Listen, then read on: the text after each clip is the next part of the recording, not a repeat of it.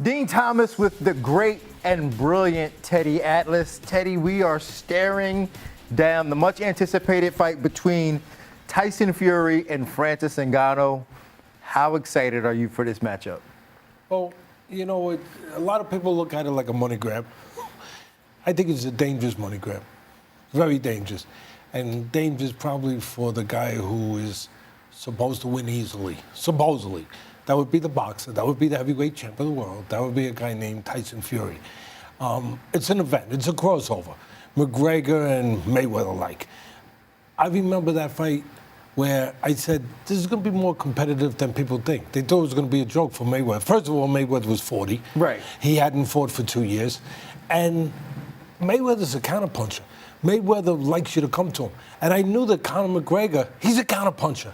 And he's got a long reach. And he's a southpaw. And I knew he would stay on the outside. Not go according to script.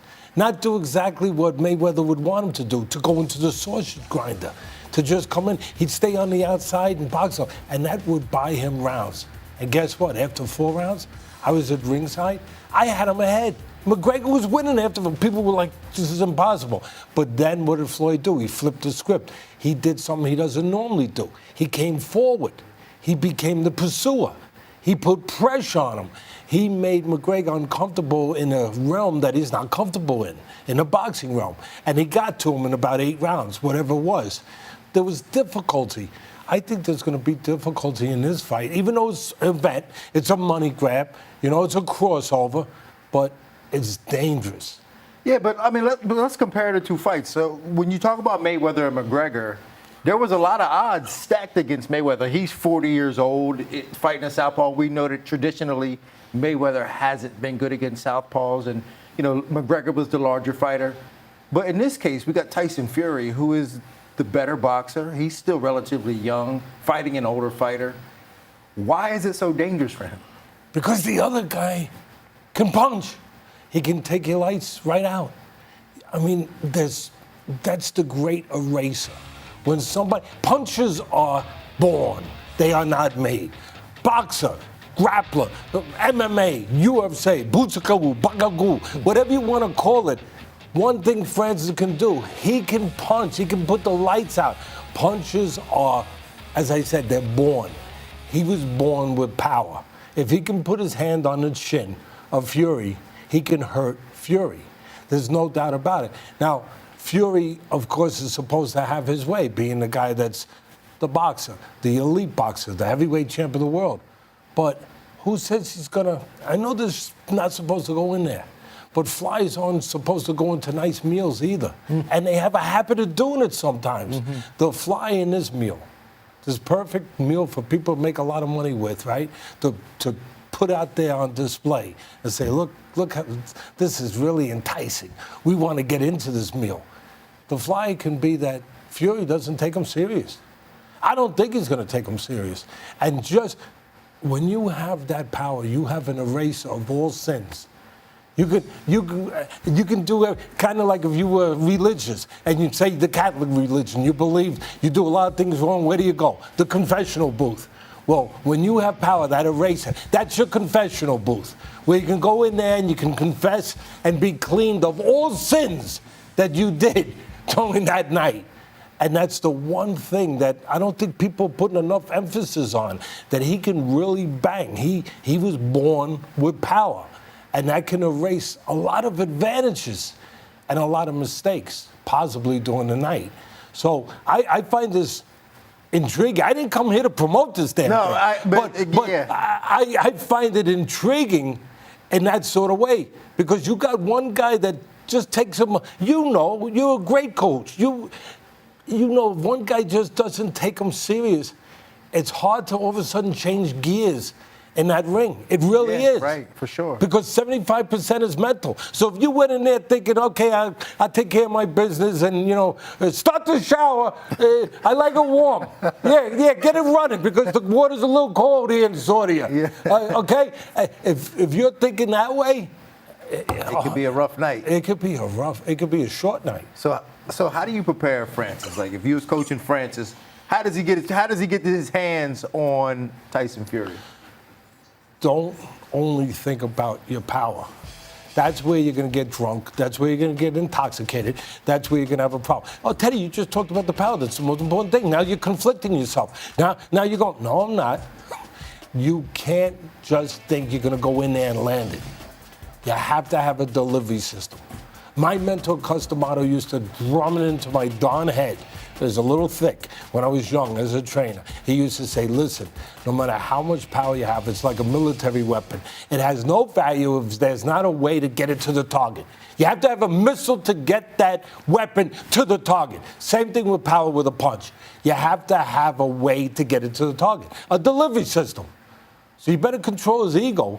He better allow him to, because I know he's going to think, well, I can't go and learn the things that Tyson Fury knows. I can't become an elite boxer in a couple months.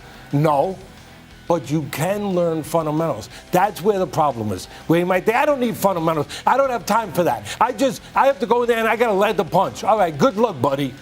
You better learn enough fundamentals, just basic fundamentals, where you come up with a delivery system. Two ways. One, through tricks. Maybe you trick them a little bit. You jab low, maybe you get them a little okay. You go low and then, bang, you go high. Let them dig low, go high. Yeah. Something like that. But the main element here, what is Fury's best weapon? His jab. Yeah. He's going to control you with that jab. If he can control you with the jab, it's over. Because he won't let you get close. He'll move you around like a puppet. He'll move, I want you over here. Nah, I'll move you over here. You have to be able, if you can't take it away, you have to at least alleviate it a little bit. You have to control it. You can't let him dominate you with the freaking jab. So, the jab of Francis. He's tall, he's long, he's very athletic, he's very strong. His jab reminds me a little bit of George Foreman. It's a phone pole. Yeah. It's a phone pole. So, you better make some calls and don't make them collect. You better start using that jab. And just give Fury, the guy who's the elite boxer, something to be honest about, something to worry about, something where he doesn't dominate you with his best punch. And even jab to the chest. Because maybe you won't catch him in the head, but if you hit him in the chest, you disrupt him. You keep him a little up, and you give yourself hope and confidence. And you send a message to him, oh, he's touching me. He's not supposed to touch me. He's touching me. And then if you can do that, well, you can control him a little bit. You can stabilize him on the outside where he's not dominant, where his rhythm is not dominant. So the jab and a couple tricks. So for me, I'm thinking because he comes from an MMA background, being in the clinch, kind of roughing him up a little bit in the clinch, maybe move him around a little bit. Here's the problem. Yeah, you're right. Yeah, could that Can he get to the clinch? He might never get there. Yeah, that could be an issue. Because you got to go through a bad neighborhood to get there, and you might get mugged. Right. You might get mugged.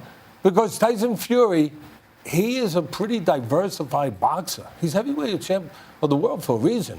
He's the best technical boxer out there. Yeah, I said it. Yeah, he's big, he's a monster, he's a mountain, but he's the best technical boxer out there right now.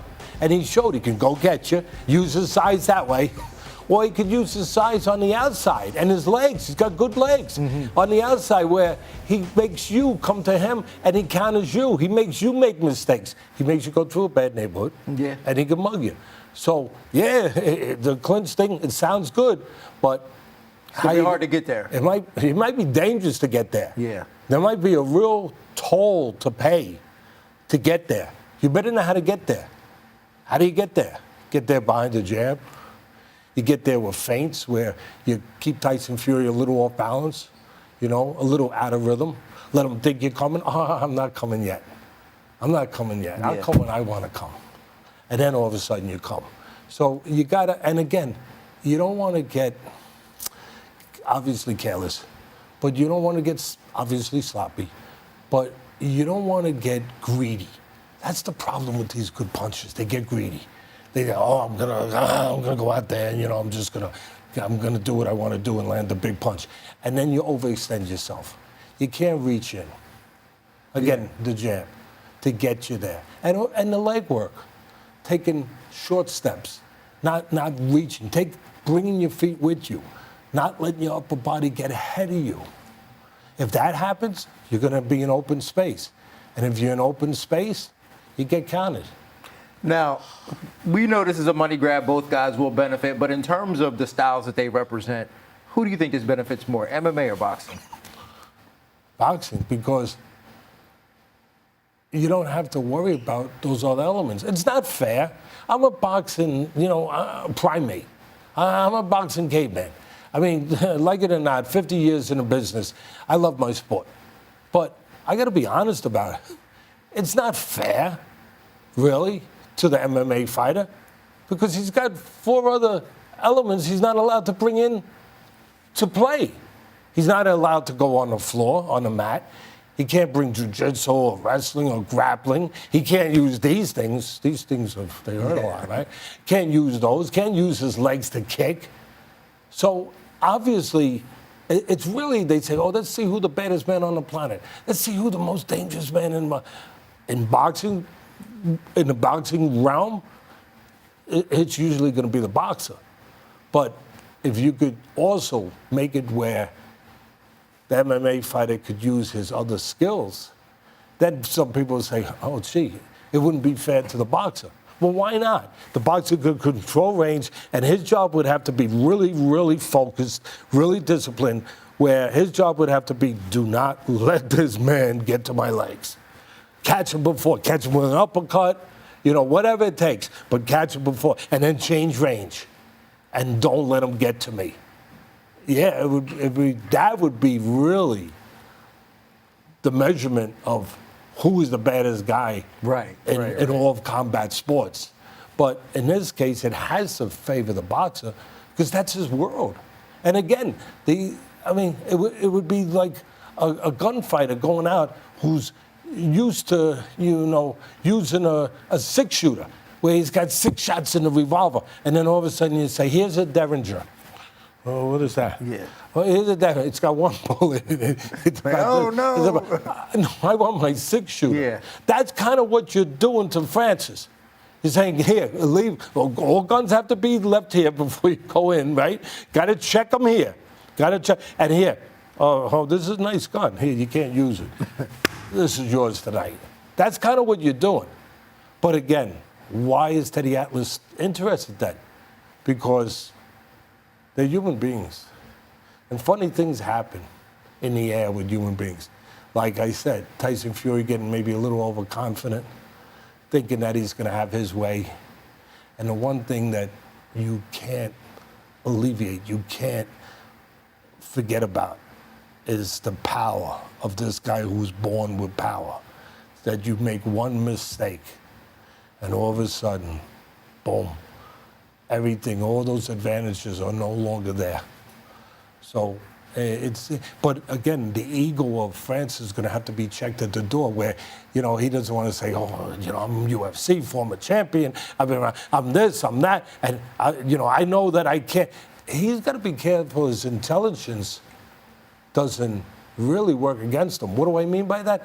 Where he's a cerebral guy. He's a very smart guy. I work with him in the gym for a day. And he had asked me to work with him, and I work with him. And he questions everything. He thinks about everything. Very, very, very intelligent. And the problem is that he might overthink it too much, where he'll start saying, oh, I don't have time. I don't have time to, as I said earlier, to learn all the fundamentals, all the rudiments of the sport. I just got to get close, and I got to hit him and get out of here. Right. And that's where you better really, you fancy yourself intelligent, then you better think about that. Mm-hmm. You better think about how you minimize your chances by saying, I'm just going to get close and I'm just going to land a punch. You better learn enough fundamentals. You don't have to go on, you can go on a crash course, but you don't have to go on the long course where you go to a community college instead of 4 years. Go a little shorter, but make sure you go and make sure that you learn the things to give yourself a chance to take that bomb and actually get it to the target. And you know what else Customato used to say?